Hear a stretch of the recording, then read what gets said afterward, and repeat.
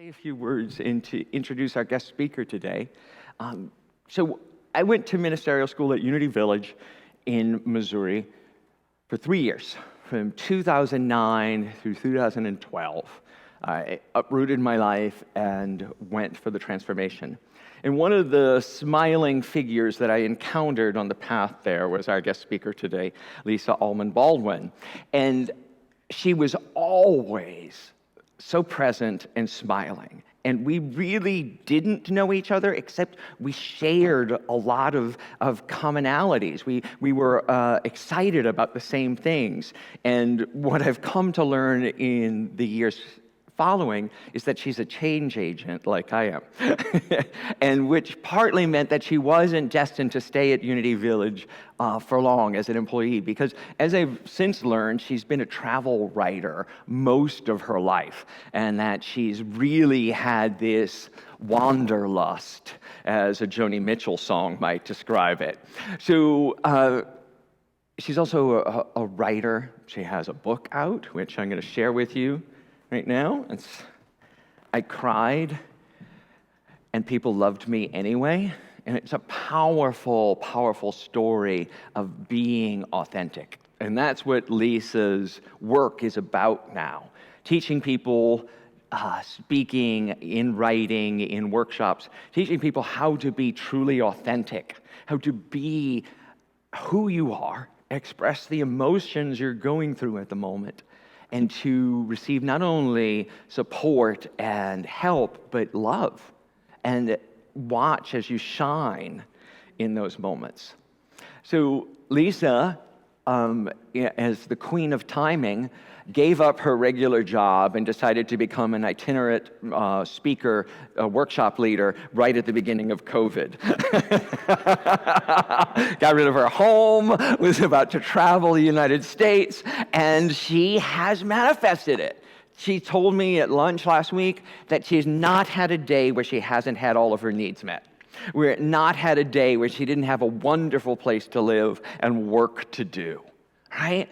And that's the demonstration of our teaching. No matter what's going on the outside, no matter what is changing, that there is always your good available for you. And she has held steadfast in that belief and has demonstrated it. So I'm going to invite first Misa to platform to sing a song for us about Lysa's topic. And then I'm pleased and proud to give to you, for the first time in person at Unity San Francisco, Lysa Allman-Baldwin.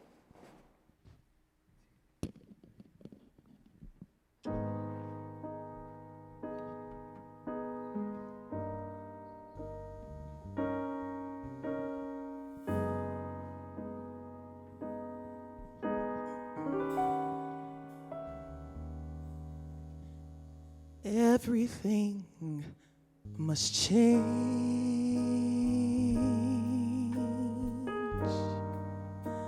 Nothing stays the same. Everyone must change. Nothing stays the same.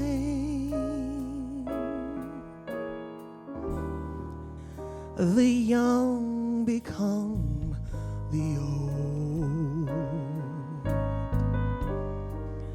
and mysteries do unfold,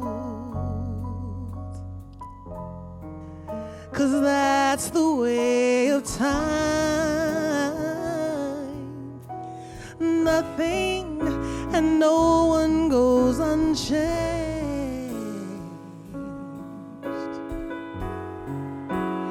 There are not many things in life you can be sure of,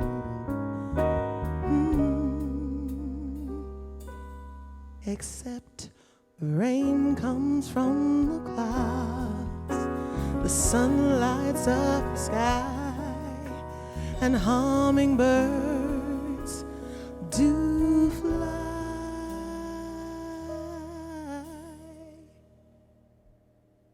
winter turns to spring, and a wounded heart will heal, but never much too soon. Oh, everything must change. The young become the old. Life's mysteries do unfold. 'Cause that's the way of time. Nothing and no one can change. There are not many things in life you can be sure of,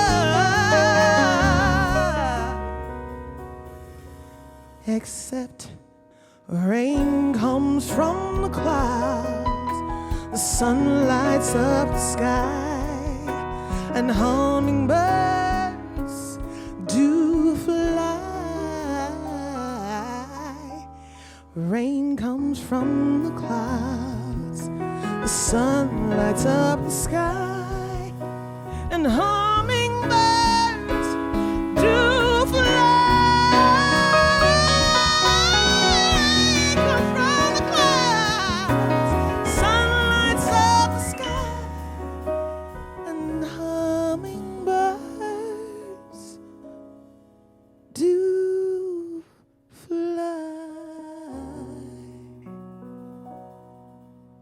Cause everything must change.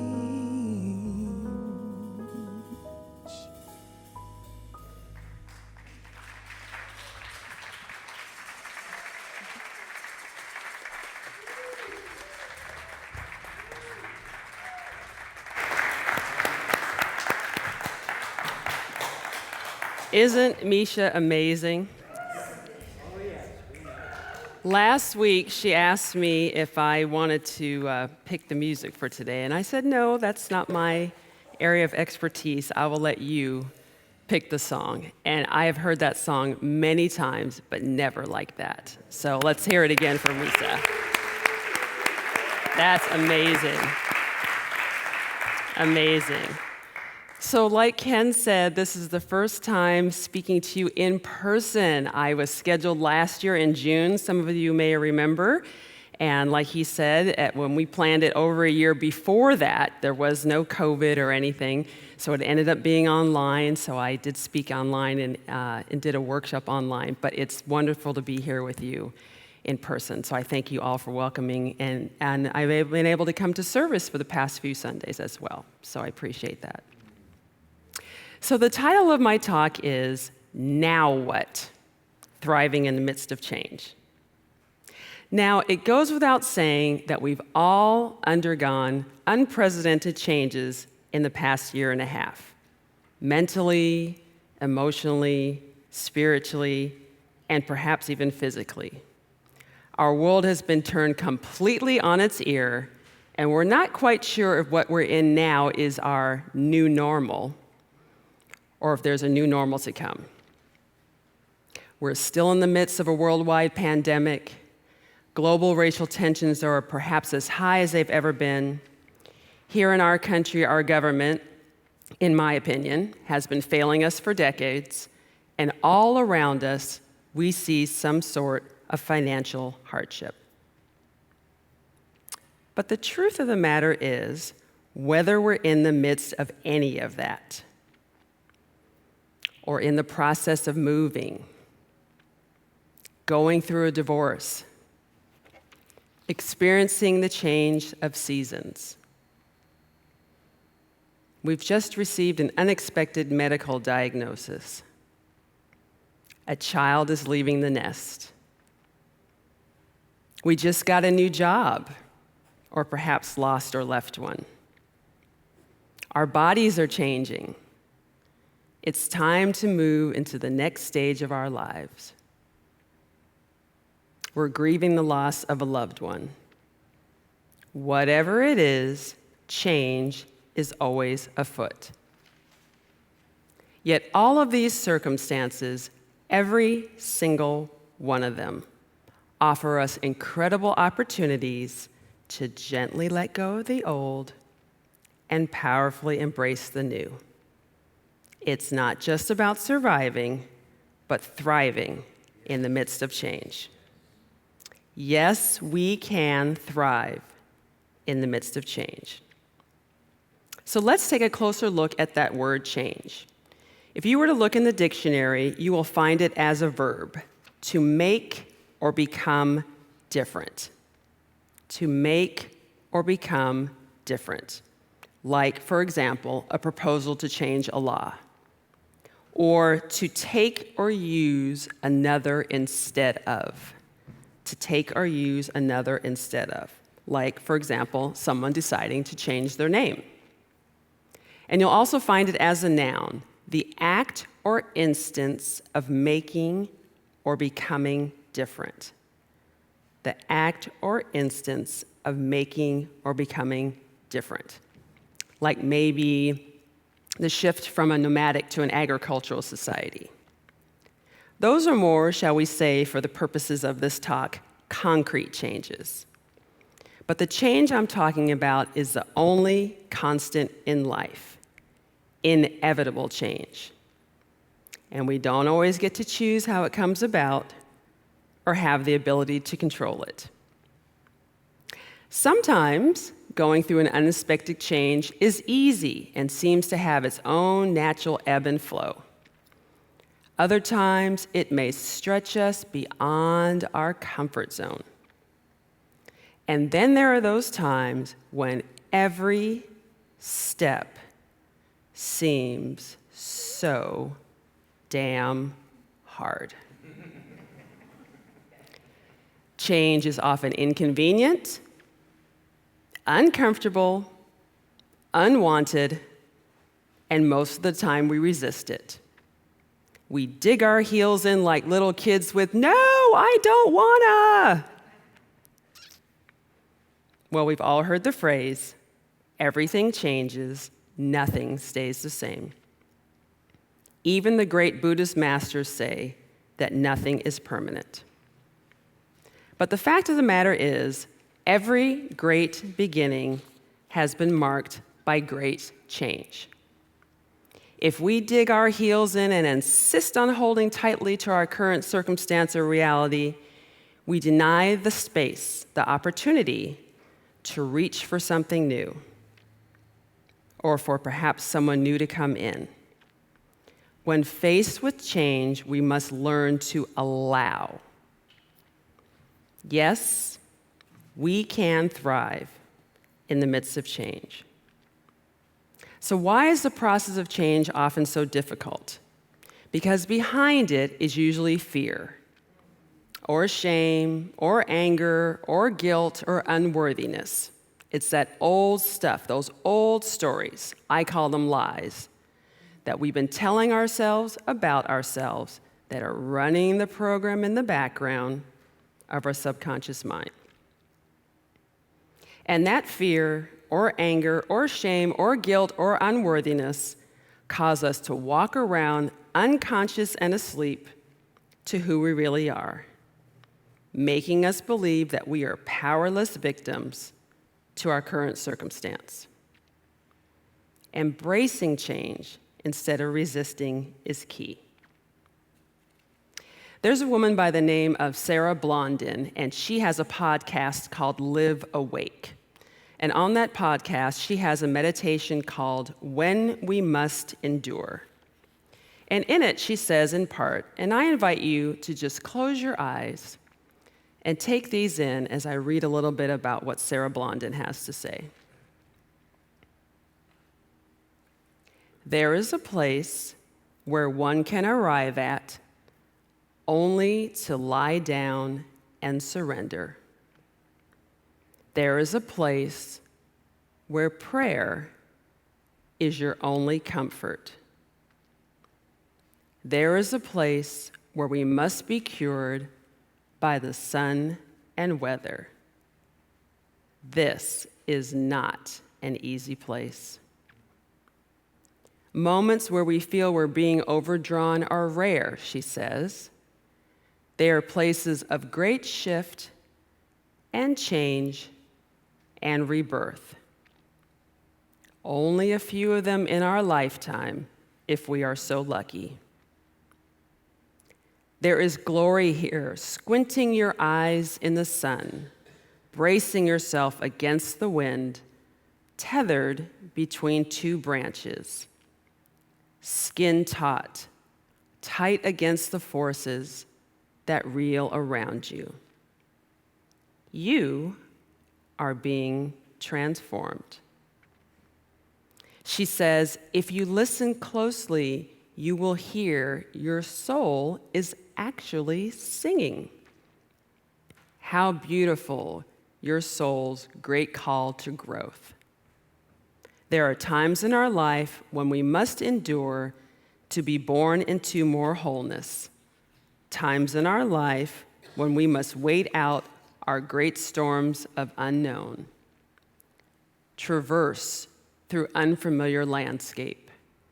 Wait in quiet submission and surrender. This is a place where depth grows, where the root is established, where you are challenged to grow through hard weather. Sarah asks, are you there now, dear one? Are you exhausted from pushing against some unseen force? Are you tired from trying to force an end to where you are now? Are you waiting out a storm within? Open your sheltered heart. Stop curling against it. Let yourself be tied between two branches and rest here. So let's take one big deep breath on all of that. Hold it for a moment and let it out.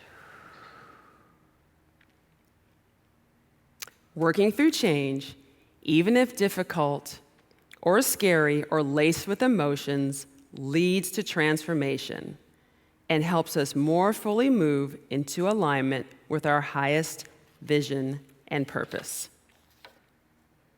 This multidimensional pivot we're going through right now isn't the only one we're going to go through in our lifetime. And no matter who or what may have caused it, no matter how long it lasts, no matter all the forward progress made, only to be followed by difficult steps in the opposite direction, every pivot offers us an opportunity to slow down, take a breath, and reflect on who and what is important to us, what no longer serves us, what changes we may need or want to make in our lives. So to help you in that effort, I have 5 simple yet effective steps to help you not just survive, but thrive in the midst of change.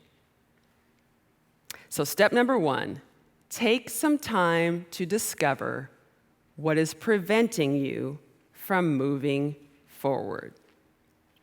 Take some time to discover what is preventing you from moving forward. You may find that the thing you're really resisting is totally different than what you thought it was in the first place. Or maybe it's not a thing at all. Maybe it goes much deeper into a learned behavior or habitual pattern of avoidance.